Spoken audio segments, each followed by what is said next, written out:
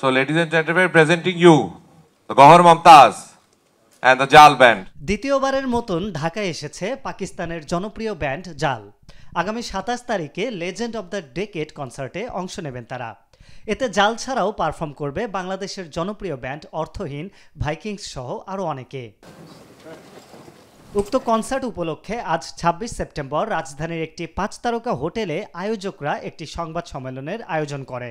সেখানে আয়োজক ছাড়াও উপস্থিত ছিলেন জাল ব্যান্ডের ভোকাল ও লিড গিটারিস্ট গহর মুমতাজ, ভাইকিংস ব্যান্ডের ভোকাল তন্ময় তানসেন এবং অর্থহীন ব্যান্ডের সদস্য মার্ক। আয়োজনে বাংলাদেশি ভক্তদের প্রশংসা করেন গহর মুমতাজ, পাশাপাশি সাংবাদিকদের বিভিন্ন প্রশ্নের উত্তর দেন তিনি। And then all those great moments and jokes apart, I had great respect for him, and I had great respect for everybody in music, whether they're from Pakistan, from Bangladesh, and from India, because when you connect on the musical level, you understand that language then, right? So this is what I have to say. এছাড়াও দীর্ঘদিন পর কনসার্টে ফিরছে অর্থহীন। ব্যান্ডের vocalist beige বাবা খ্যাত সুমন স্টেজে পারফর্ম করবেন দীর্ঘ বিরতির পর। আমাদের লাস্ট কনসার্ট ছিল 1 বছর এর উপরে, হয়তো আরও কিছু সময় আগে। সো এরপরে সুমন ভাই আপনারা জানেন যে অনেকগুলো সার্জারির মধ্যে দিয়ে গিয়েছে, and it took him a while, like মানে একটা কন্ডিশনে আসতে যে আমরা আবার কনসার্ট কন্টিনিউ করতে পারবো। And more than the physical condition, আমার মনে হয় মেন্টালি ওনার একটা বড় টোল গিয়েছে এটা নেয়ার জন্য, যে আবার কনসার্টে ব্যাক করাটা একটা বড় মেন্টাল প্রিপারেশনের ব্যাপার আছে।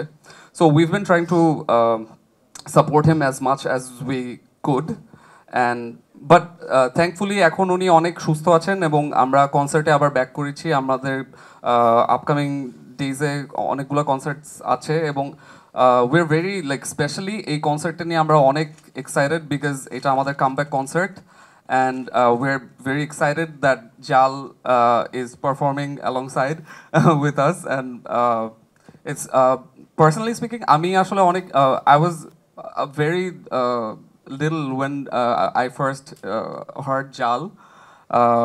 Even I was very little at that time. Now that I'm getting to perform with you guys, personally me, I'm very excited, and I'm pretty sure everyone is excited that you guys are here to perform your super famous songs here. We tried our best to bring you the best of Orthohin, so I'm pretty sure you guys are going to love our performance, and I invite everyone to come to the show, and you guys won't regret it. Thank you. উল্লেখ্য, আগামীকাল এই কনসার্টের মধ্য দিয়ে 27তম প্রতিষ্ঠা বার্ষিকী পালন করতে যাচ্ছে ভাইকিংস ব্যান্ড। এই 27 বছরের মাথায় এসে একমাত্র ফাউন্ডার মেম্বার আমি স্টেজে থাকবো, কি আর করার, এটা এভাবেই যায়।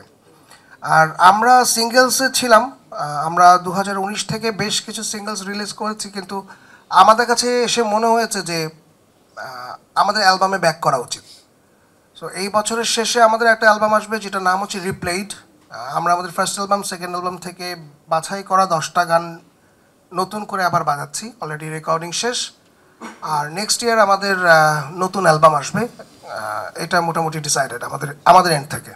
27 সেপ্টেম্বর ঢাকার পূর্বাচলে কনসার্টটির ভেন্যু নির্ধারণ করা হয়েছে। টিকিট সংগ্রহ করে দর্শক ভক্তদের কনসার্ট উপভোগের আমন্ত্রণ জানিয়েছেন আয়োজকবৃন্দ। আরিফ হক, মাই টিভি।